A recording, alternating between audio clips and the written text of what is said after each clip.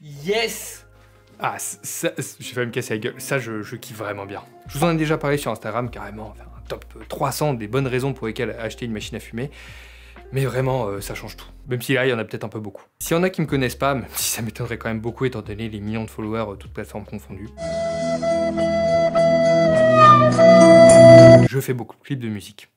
Et avec un de mes clients de longue date, on avait l'habitude de faire des clips ensemble, on mettait tout le temps de la fumée, sauf une fois, on a oublié. Du coup, pour rigoler, il m'a dit bah c'est pas grave, t'auras qu'à en mettre en post-production, lol, j'ai que ça à foutre en fait. Mais blague à part, c'est maintenant possible depuis la mage 20.2 de DaVinci. Du coup, on va fixer les erreurs du passé, en profiter pour vous montrer comment marche l'effet cinématique haze de DaVinci. C'est quand même le but de la vidéo. Et on va tester ensemble dans plusieurs situations assez différentes, dans quel cas ça marche et dans quel cas ça marche pas. C'est parti. Ok, j'ai dû fouiller mes archives à pelleteuse tellement ça commence à dater, mais voici la vidéo en question. C'était pour un groupe lillois, North Fiction, pour une reprise de Fly Away. Je vous mets d'ailleurs dans la description le lien vers la chaîne, même de tous les trucs qu'on va voir aujourd'hui. Et on avait tourné dans une ferme, je sais pas du tout pourquoi. Mais il y avait donc ce passage aussi dans une grange qui n'était pas ce qui rendait le mieux. Hein. Et comme vous le voyez, sa date c'était filmé en 1080p, même pas en log. Mais on était heureux à l'époque, alors que maintenant on est incroyablement heureux. Alors on va se mettre dans l'onglet Color, ça se trouve vous pouvez aussi le faire dans l'onglet Fusion, c'est possible, j'ai même pas essayé. Et on va chercher l'effet cinématique haze, pour brouillard cinématique je suppose, en français. Donc j'ai fait majuscule espace pour avoir le truc de recherche comme ça, depuis la mage 20.1. Il me semble ça d'ailleurs c'est dans la mage 20.2 que c'est apparu, donc si vous l'avez pas avant c'est normal, et c'est aussi dans la version studio. Voilà, mais en tout cas, dès qu'on le met, bah, vous voyez que c'est franchement pas dégueu. Pour un truc juste posé comme ça, bon c'est sur une image fixe, vous allez voir pourquoi je dis ça, mais c'est ok. Enfin je veux dire, ça fait déjà un bon taf, regardez si je désactive et j'active, grosse différence. Alors je vous joue, on voit qu'on a une perte de fréquence d'image, c'est normal, même si j'ai un assez bon ordi. Donc ne vous inquiétez pas si vous ça le fait aussi, et même en pire. Alors comment ça marche? Ça va utiliser le depth map, qui est déjà un effet dans DaVinci. On peut le cocher pour voir en fait ce qui est au premier plan et en arrière-plan, pour visualiser ce qui est sélectionné. Donc ce qui est en gros en noir ne sera pas affecté par le brouillard, et en blanc oui, et après t'as tout le gris entre deux qui sera plus ou moins pris. Sachant qu'il utilise aussi les contrastes, donc si le plan est très peu contrasté, vous allez voir que ça peut bugger un petit peu, comme là vous voyez sur ses cheveux par rapport à la grange. C'est un peu plus tricky pour lui, donc il y a des moments où ça bug un petit peu, genre là par exemple. Et quand on clique sur Depth Map, en plus il se recule, vous voyez que là par exemple c'est une frame qui va pas. Mais on va déjà se mettre sur Better comme qualité, je vous recommande de toujours faire ça. Vous pouvez prendre un alpha output, donc si vous voulez sélectionner autrement ou avec un autre Depth Map ce que vous voulez dans le brouillard. Pour les réglages, du coup la limite du plus loin, hein, si on augmente ce chiffre, ça veut dire que le plus loin sera plus près, et totalement l'inverse pour le near limit. Et le gamma, ça va être un petit peu l'intensité du brouillard. Et là, c'est plus fort, et là, il n'y a rien du tout, enfin ou presque rien. Vous pouvez aller dans les paramètres avancés du contrôle pour avoir encore plus de contrôle sur là où vous voulez du brouillard ou pas. Ça va décider de si ça va être que en avant-plan et pas en arrière-plan par exemple. Je vous recommande d'utiliser le preview pour vraiment voir ce que vous faites. C'est beaucoup plus clair. Donc pour avoir plus ou moins de tolérance et plus ou moins de softness. Alors la softness, il n'y a aucun moment où je vais utiliser autrement qu'à fond, parce que vous voyez évidemment ça fait des artefacts comme ça, c'est logique. Je vous laisse jouer avec ces réglages pour voir ce qui vous convient le mieux en fonction de votre plan. Dans Processing, si vous cochez, vous pourrez notamment du coup jouer avec le reste des réglages, mais le blur, si vous avez donc le flou, si vous avez des soucis d'image qui bug, comme vous avez vu au début, si je joue, là vous voyez qu'à un moment sur son front ça bug, et ben si vous mettez du blur, ça va moins se voir, voilà, là ça va moins se voir. C'est assez important à utiliser. Et de toute manière, tout ça, je vous conseille vraiment de les essayer vous-même en fonction de votre scène pour voir ce qui marche le mieux pour vous. Donc nous, on va le laisser comme ça avec un peu de flou. Ça sera très bien. Et on va aller dans Atmospheric Scattering. Alors, Airlight, ça va être un petit peu la luminosité de votre brouillard. Donc nous, on va le laisser au truc de base, c'était très bien. Et la densité, c'est la densité du brouillard, tout simplement. Ça, je pense que vous aviez compris. Resolution Loss, c'est pour la perte de résolution qui va s'appliquer surtout sur le fond. Je prends un moment où on voit le batteur. Vous voyez que là, il est un petit peu flou. Mais si je mets à 0, bah, il est plus net. Si je mets à fond, il est encore plus flou. Donc ça, pareil, ça va être une question de goût. C'est encore un réglage qu'on va laisser au défaut, c'est très bien. Et pour la couleur, bah ça va choisir la couleur de votre brouillard. Notamment, par exemple, si vous êtes en extérieur de nuit, un truc comme ça, bah vous voulez peut-être un truc un petit peu plus bleu, qui fasse un petit peu plus nuit. On peut même faire un truc un petit peu toxique par exemple. Donc là on va aller dans les halos de lumière parce que vous savez que si on met du brouillard sur une lumière, en fait la lumière elle va se prendre toutes les petites particules, donc ça va faire un halo. Donc le seuil, c'est à quel point vous voulez que des éléments lumineux soient pris en compte ou pas. La taille, bah là vous allez bien voir ce que ça fait. Si je baisse, vous avez qu'un tout petit halo, ça fait un petit peu un effet bloom. Et à fond, bah, ça disperse beaucoup plus les halos, c'est peut-être un peu moins intéressant. Nous on va le mettre comme ça, c'est très bien. Donc, la luminosité, bah, c'est la luminosité, hein, et la saturation, c'est la saturation. Voilà, heureusement que je suis là. Si vous voulez donner de la couleur particulière, vous pouvez aussi. Nous, on va augmenter un petit peu la saturation, mais légèrement. C'est très bien comme ça. Et on va passer au rayon lumineux. Alors, en cochant dessus, vous allez tout de suite voir ce que c'est. En fait, ça crée des petits rayons de lumière, dont on peut d'ailleurs changer l'angle. Hop, vous voyez bien.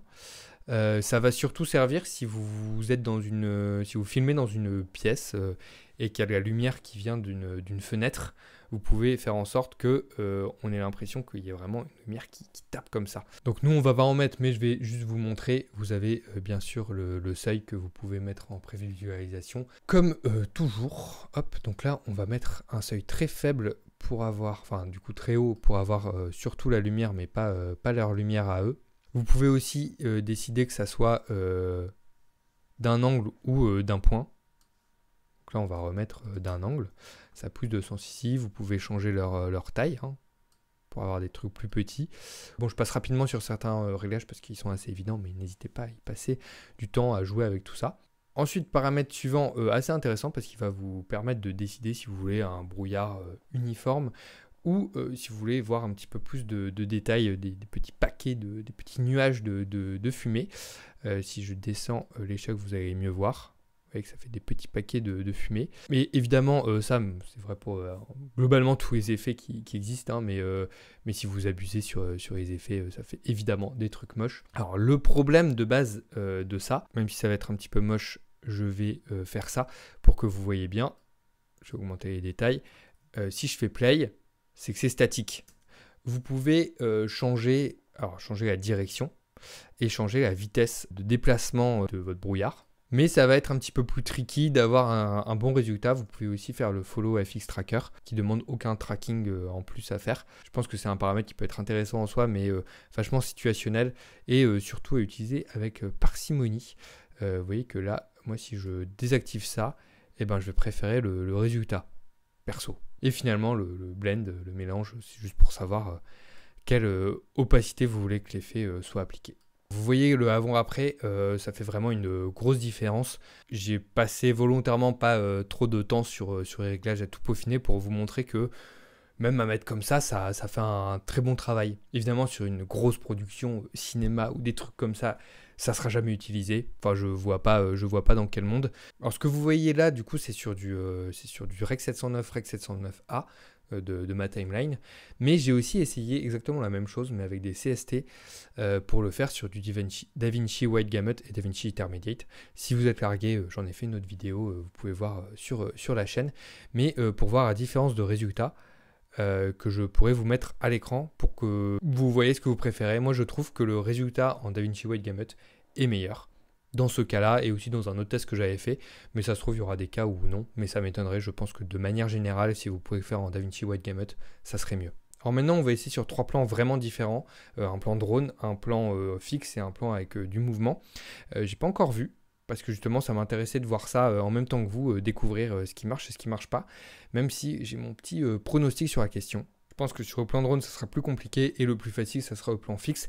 Et on va d'ailleurs commencer par celui-là. En plus, on va pouvoir faire la comparaison avec le plan du début de l'intro, parce que je vais prendre un plan de YouTube, tout simplement. Alors sur le plan YouTube, j'ai juste passé du log au DaVinci Wide Gamut à Rec 709, avec juste un tout petit peu d'exposition ici parce que c'était un petit peu foncé. Et on va essayer tout de suite le Cinematic Haze. Hop, je mets l'effet. On va dans Color Space, on met du coup le DaVinci Wide Gamut, DaVinci Intermediate. Alors là, il y a pas mal de fumée et bien sombre. On va regarder si on peut faire des trucs sympas. J'aimerais qu'il y en ait un petit peu moins sur moi. Hop. On va regarder. Oups. Là, comme ça, c'est pas mal. On va monter un petit peu le gamma. Et si on y va juste comme ça, bah, vous voyez que ça marche plutôt pas mal. Je trouve que c'est un petit peu brut à des endroits. Donc on va juste aller ici. Dans la prospection et on va augmenter un petit peu le blur, comme je vous ai dit, c'est un truc que je trouve pas mal pour avoir un meilleur résultat. Hop, comme ça. Alors comme vous voyez, j'essaye des trucs tout simplement pour voir ce que ça donne. Je vais augmenter un petit peu la lumière, hop, et un peu plus de densité. Alors, par exemple, c'est très bizarre parce qu'il n'y en a pas du tout sur moi alors qu'il y en a dans le fond et je suis pas si loin du fond. Hop, donc on va augmenter ça. Là, il y en a un peu partout. On va baisser ça, la densité. Alors, on va pas mettre de rayons, parce que moi, comme je vous ai dit, c'est surtout un intérêt quand il y a une fenêtre, une source bien distincte sur l'écran de lumière extérieure qui rentre dans une pièce. Mais on va essayer avec Air Disturbance. Donc, je vais l'activer. Je vais baisser la taille, alors surtout pour qu'on voit un petit peu mieux. Et je vais augmenter l'intensité. Pas trop, parce que vous voyez que si on augmente trop l'intensité, ça fait vraiment bizarre. Et là, je vais l'augmenter un petit peu plus qu'à mes goûts, juste pour que vous voyez bien le truc. Alors là, c'est statique, c'est pas très intéressant, mais on va augmenter sa vitesse et son taux de bouillonnement. je sais pas comment ça se traduit bien, mais en gros, pour faire simple, comment ça va bouger. Et du coup, là, s'il y avait un peu de vent, ça pourrait pas trop mal marcher. Mais là, évidemment, dans ce contexte, c'est pas très intéressant. Mais ce que je ferais, moi, c'est si j'utilisais ça, c'est que j'augmenterais l'échelle et je réduirais un petit peu l'intensité. Et je pense que là, c'est plus intéressant. Mais évidemment, vous voyez quand même beaucoup moins. Et je trouve que c'est aussi un petit peu trop clair, il y a un petit peu trop de fumée dans cette pièce. Faites à votre sauce, mais en tout cas sur les plans fixes, on voit qu'il y a très peu de bugs, d'autant plus qu'il y a quand même beaucoup d'endroits où je suis sur un fond assez clair, donc il y a un bon contraste qui se fait, et on voit très peu de petits défauts. Mais bon bref, en gros, sur les plans fixes, c'est totalement validé, ça marche très bien. Alors on va passer sur le plan en mouvement. J'ai pris une petite ambiance forêt, c'était pour un clip qu'on avait tourné, je vous mets pareil dans la description, pour une composition. Il y avait un moment un petit peu de frayeur, tout ça, et on avait couru dans les bois. J'ai juste là mis une très légère colorimétrie. En plus ce plan il y a un petit truc mystique. Donc on va mettre l'effet Cinematic Haze. Et bah là, on voit déjà que ça va pas de base sur ce plan, pas forcément parce qu'il est en mouvement, mais là, on voit qu'il est très délimité. Et en plus, ça fait un petit truc bleu. Je vais juste regarder si je vire le glow. Ce sera peut-être un peu mieux pour cet exemple. Mais bon, première chose, je vais penser à ce que je veux. Si j'active ça, moi, je veux qu'il y ait vraiment de la fumée partout sur le plan et pas juste dans le fond. Donc, je vais pas repousser la limite proche. Peut-être même augmenter la limite de loin. On va voir, pas trop, clairement. Hop, je vais même faire ça. On va essayer comme ça, mais surtout, peut-être baisser un peu le gamma. Et surtout, je vais faire ce que je vous ai dit tout à l'heure. Pour affiner ça, je vais augmenter le flou. Alors déjà, c'est mieux, on voit moins la délimitation sur elle. Donc ça, pourquoi pas. Et je vais réduire un petit peu ça Alors ça clignote très fort, hein, mais d'un côté il y a beaucoup de changements de luminosité. Et du coup on va modifier les petits réglages un par un. Ce que je vous dis hein, à chaque fois qu'on utilise des effets comme ça, de tester un peu les trucs, même si on sait ce que ça fait, il faut tester pour voir ce qui nous donne un bon ou un mauvais rendu. Là on va pourquoi pas augmenter un petit peu l'air light, la density. Là en soi c'est pas trop mal, on voit qu'il y a un bon brouillard. Et je vais peut-être mettre un petite couleur juste pour réchauffer un petit peu le tout, mais très légèrement, comme ça. Ou alors, je vais laisser en blanc, et je vais plutôt aller, alors déjà, on va faire les choses par étapes, aller dans le halo. Le seuil, on va le mettre assez bas pour que ça n'ignore pas trop de parties. Et on va mettre une grosse taille de halo, et on va baisser un peu la luminosité peut-être. La saturation, je pense que je vais même la mettre à 0. Comme ça, peut-être que... Ah oui, là, vous voyez, on voit plus le côté un peu bleu autour d'elle qu'il y avait au début. Donc, on va laisser ça comme ça. Et on va aller dans Light Ray. Pour cette fois-ci en mettre, parce que pourquoi pas, parce qu'il y a des arbres. Donc, ça peut être sympa. Vous voyez, là, il y a les petits trucs. Donc, petits trucs d'arbres. Et on va mettre sur le côté comme ça, parce que la lumière... En tout cas, de notre perception ici, elle vient vachement de par là. Je vais augmenter la douceur, aussi la taille. Je veux que ça aille jusqu'au bout. Ouais. Hop. Augmenter un peu la lumière. Et là, je vais augmenter la saturation. Hop. Je veux pas qu'il y en ait sur elle, je veux vraiment qu'il y en ait... que de là-haut. Ouais, là, c'est bien. Hop. Voilà. C'est pas mal sur un point, mais il y a toujours elle qui reste détachée de ça. Donc ça, c'est un petit peu plus relou. Ah, bah je viens de découvrir un truc, c'est qu'on pouvait mettre la limite en négatif. Et ça change un petit peu tout, parce que regardez, si c'est à 0, hop. Donc là, ça va baisser un petit peu, ça va être mieux là. Ah bah parfait, voilà. Et ben là, franchement, résultat vraiment pas mal. Mais on va mettre la Air Disturbance pour voir comment ça se comporte. Alors, si je laisse comme ça, comme d'habitude, et comme prévu, c'est très bizarre parce que ça ne bouge pas, alors que la caméra bouge beaucoup. On va essayer en faisant le flow tracker. On voit qu'il y a un petit peu de mouvement, donc c'est un petit peu mieux, mais je vais augmenter. Alors, la vitesse... Hop. Je vais faire ça pour qu'on voit qu'il y ait du mouvement. Alors, je vais activer le cache pour que je puisse voir. Ah bah là, c'est franchement pas mal. Hein. Je baisserai même un petit peu la vitesse. Je pense que là, on voit vraiment des petits nuages de fumée un petit peu plus. Donc franchement, c'est pas mal. Je vous mets un avec et sans l'air disturbance. Vous me dites ce que vous préférez. Mais je trouve que le rendu est pas mal. Et je m'attendais à ce que ça marche en vrai beaucoup moins bien sur ce plan en mouvement. Là, pourrait totalement y avoir du brouillard ce jour-là, ça va. Mais comme vous avez vu, par contre, il faut y passer un petit peu plus de temps. Je pense que plus le plan est compliqué, technique, plus ça va demander du temps pour bien peaufiner le truc. Parce que je vous mets aussi un réglage de base, genre juste on drop l'effet, et les réglages que j'ai fait là, vous voyez qu'il y a une énorme différence. Je suis très satisfait perso de ça parce que je m'attendais à ce que ça marche beaucoup moins bien.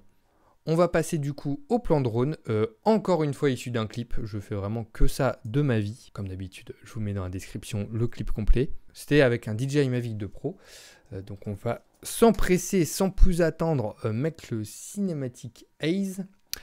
Et là, bah, c'est dégueulasse, hein, ça fait un brouillard vraiment pas terrible. Alors première étape, on va déjà régler les limites de près et de loin. Je pense que là, on va le repousser un petit peu. Hop. Légèrement. Et on va baisser le gamma. Alors, comme vous le voyez ici, les distances sont beaucoup plus éloignées. Il n'y a pas de problème d'artefact. Alors, je vais augmenter juste pour que vous voyez. Pas besoin d'augmenter, a priori, le flou. Mais on va rebaisser un petit peu ça. Hop. On va essayer de faire un brouillard assez épais. Donc, on augmente bien ceci. On va augmenter un peu la densité aussi. Là, on a un brouillard bien épais. Juste, moi, je réduirai la perte de résolution. Ça fait un peu bizarre quand il y a la perte de résolution. Donc là, je vais la mettre à 0. Alors là, on va baisser un petit peu ça parce que le plan est assez plat de base. Enfin, il n'est pas un gros soleil qui tape. Et on va réduire la taille comme ça. Hop. Et on va baisser un peu la saturation. Voilà, comme ça. Alors là, c'est le moment où moi, je ne mettrai pas des rayons de lumière. Vous voyez, c'est bizarre, il n'y a aucun sens à ce qu'il y ait des rayons de lumière. Je vais baisser ça pour que vous voyez encore mieux. Je vais augmenter ça. Il n'y a aucun sens qu'il y ait des rayons de lumière sur ce genre de truc parce que ça ne va pas taper comme ça. Voilà. Donc, je les désactive tout simplement. Là, en vrai, crédible. Juste, c'est un jour de brouillard. On va aller dans Air Disturbance. On va l'activer. Et bon là, vous voyez, ça ne fait pas une énorme différence. On va l'accentuer un petit peu. Et pourquoi pas avoir l'impression qu'on passe, pas à travers des nuages, mais des petits trucs de fumée quand même. Donc je vais baisser ça. Hop, je vais baisser un peu les détails. Là, sur un plan fixe, ça peut le faire. Mais évidemment, si on fait play, ça reste sur place. Donc c'est pas joli. Même si on fait le follow tracker, je pense pas qu'il va prendre en compte... Non, alors je pense que du coup, comme il y a un gros mouvement de avant-arrière, ce qu'il va falloir faire, c'est mettre une image clé d'échelle et aller à la fin et du coup augmenter cette échelle. On va essayer comme ça pour voir si ça fait illusion. Ouais, là ça va. J'ai même coupé le mouvement comme ça parce que je pense que...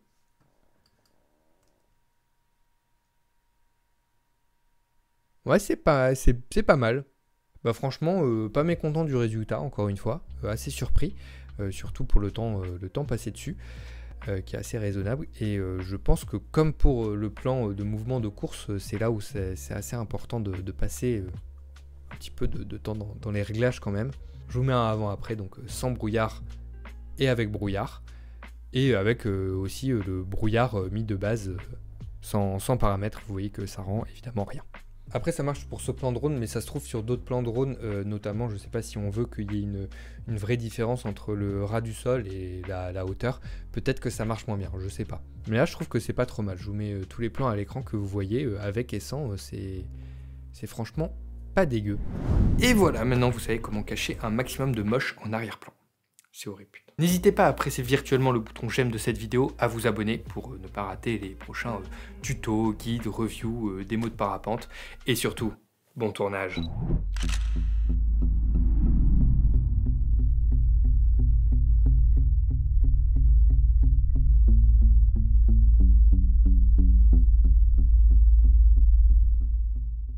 Bon bah on va aérer je crois.